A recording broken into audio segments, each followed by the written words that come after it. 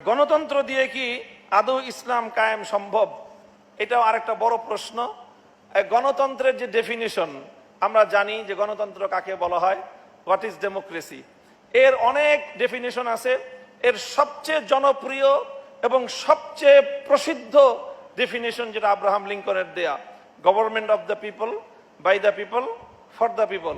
তিনটা পার্ট আছে এই ডেফিনিশনের। এই তিনটা পার্টের মধ্যে একটা পার্ট গণতন্ত্র এবং ইসলাম সেম। ইসলাম যা বলে গণতন্ত্র তাই বলে, অর্থাৎ 100-র মধ্যে 33% মিল হয়ে গেল। আর একটা পার্ট আছে যেই পার্টটা ইসলাম এবং গণতন্ত্র সম্পূর্ণ ভিন্ন, পরস্পর বিরোধী, সাংঘর্ষিক বক্তব্য দেয়। ইসলাম যা বলে গণতন্ত্র তার 100% বিপরীতটা বলে, গণতন্ত্র যা বলে ইসলাম তার 100% বিপরীতটা বলে। এটা হলো আরেকটা পয়েন্ট। আর আরেকটা পয়েন্ট আছে যেই পয়েন্টে ইসলাম গণতন্ত্রেরটা আংশিক স্বীকার করে আর আংশিক অস্বীকার করে। এবার আসেন তিনটা পয়েন্টের কি ছিল। Government of the people, government of the people, জনগণের সরকার, অর্থাৎ যেটাকে আমরা এখন পাওয়ার অফ সভরেনিটি বলি, যে জনগণের সার্বভৌম ক্ষমতা। সার্বভৌম ক্ষমতা মানে হলো জনগণ যেটা ইচ্ছা করবে সেটাই আইনের ক্ষেত্রে চূড়ান্ত বলে বিবেচিত হবে। ইসলাম এটাকে সম্পূর্ণভাবে ডিনাই করে। ইসলাম বলে গভর্নমেন্ট অফ দ্য আল্লাহ, জমিনে যিনি শাসক হবে তিনি জনগণের সরকার নয়, বরং তিনি আল্লাহর প্রতিনিধি।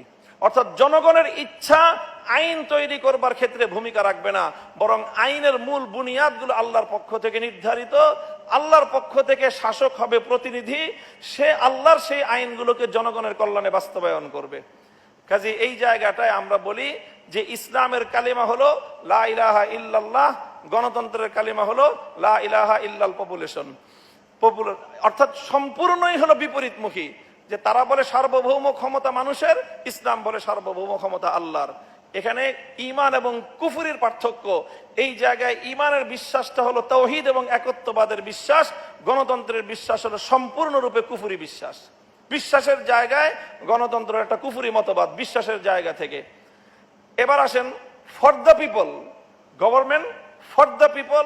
এটা ইসলামও বলে গভর্নমেন্ট ফর দ্য পিপল, গণতন্ত্র বলে গভর্নমেন্ট ফর দ্য পিপল। জনগণের কল্যাণে রাষ্ট্র কাজ করবে, সরকার কাজ করবে, জনগণের 100% কল্যাণের জন্য নিয়োজিত হবে। এক্ষেত্রে গণতন্ত্র যা বলে ইসলামও তাই বলে। আর মাঝখানে আরেকটা থাকলো বাই দ্য পিপল। গণতন্ত্র বলে যে সরকার নির্বাচিত হবে বাই দ্য পিপল, সকল মানুষ, জনগণ ভোট দিবে, তাদের ভোটাধিকার প্রয়োগ করে তারা একজনকে শাসক নিয়োগ করবে। ইসলাম এরকম একেবারে বলগাহীন ভোটাধিকার প্রয়োগে ইসলাম বিশ্বাসী না। ইসলাম বলে by the selected people, government of the Allah by the selected people for the all people. এটা হলো ইসলাম, যে government of the Allah by the selected people for the all people. By the selected people মানে কি? ইসলাম বলে যে ইসলামের মূল দর্শন যেটা, সেখানে রাষ্ট্রের জনগণের, নাগরিকদের 2 ধরনের আইডি কার্ড থাকবে। একটা হলো আইডেন্টিটি কার্ড, যেটা তার ব্যক্তিগত শনাক্তের কার্ড হবে, আরেকটা হবে voter ID card. Identity card যেটা, সেটা তো সবাই পাবে, এটা দিবে স্বরাষ্ট্র মন্ত্রণালয়। আর ভোটার আইডি কার্ড যেটা, সেটা দিবে নির্বাচন কমিশন। নির্বাচন কমিশন সকলকে ভোটার আইডি কার্ড দিবে না।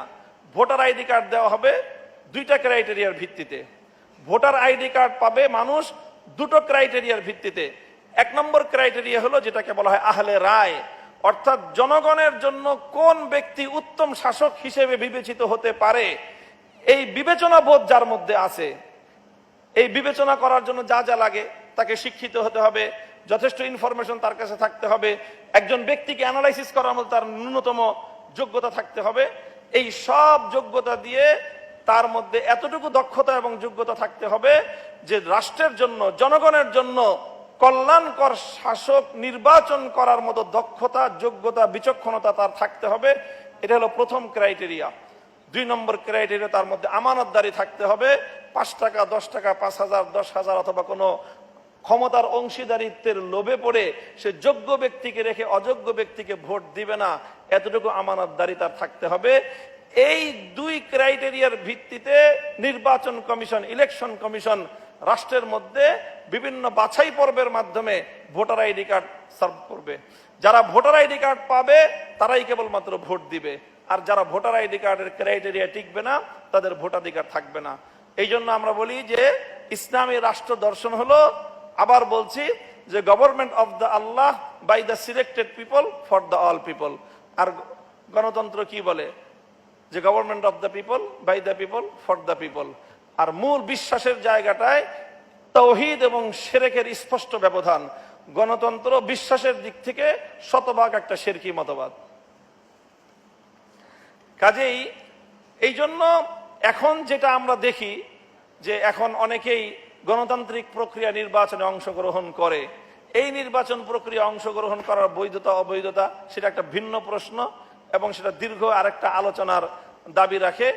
এই ক্ষেত্রে সংক্ষেপে কথা হলো যে বর্তমান এই প্রক্রিয়ার মধ্যে যারা নির্বাচিত হন, নির্বাচনে অংশগ্রহণ করে যারা নির্বাচিত হন, সেই নির্বাচিত যারা হন তাদের মধ্যে দুটো দিক থাকে। একটা দিক হয় তারা এলাকার প্রতিনিধি হয়, এক একজন সংসদ সদস্য এক একটা এলাকার কি হয়? প্রতিনিধি হয়। দুটো না বরং তিনটা দিক থাকে তাদের মধ্যে। একটা হলো প্রথম তারা আইন প্রণেতা হয়, 2 নম্বর হলো তারা এলাকার মানুষের জনপ্রতিনিধি হয়, 3 নম্বর হলো তাদের মাধ্যমে একটা গভর্নমেন্ট ফর্ম হয়। তো গভর্নমেন্ট ফর্ম হওয়া কোনো ব্যক্তির মাধ্যমে এবং এলাকার মানুষের প্রতিনিধিত্ব করা, এই দুটোতে ইসলামের খুব বড় কোনো আপত্তি নাই। কাজেই গণতান্ত্রিক প্রক্রিয়ায় যদি কেউ জনগণের প্রতিনিধি নিযুক্ত হয় অথবা গণতান্ত্রিক প্রক্রিয়ায় যদি কেউ ক্ষমতায় গভর্নমেন্ট ফর্ম করার মতো কোনো উপযুক্ততা পায়, সিস্টেমটা ইসলামিক না, তবে এই সিস্টেমে কেউ যদি গভর্নমেন্ট ফর্ম করতে পারে তাহলে ইসলামের মৌলিক কোনো বিধান লঙ্ঘিত হয় না। কিন্তু প্রথম যে পয়েন্ট, যে অর্থাৎ আইন প্রণেতা হওয়া, সার্বভৌম আইন প্রণেতা হওয়া, সংসদীয় গণতন্ত্রের মধ্যে যেই জায়গাটা আছে সেই জায়গাটা অনেক ভয়ঙ্কর একটা জায়গা এবং সেই জায়গায় স্বয়ং আল্লাহর ক্ষমতা মানুষ নিজ হাতে তুলে নেওয়ার মতো একটা চরম খোদাদ্রোহিতার একটা বিষয় রয়েছে। এই জায়গাটা থেকে এটা খুব ভয়ঙ্কর একটা জায়গা।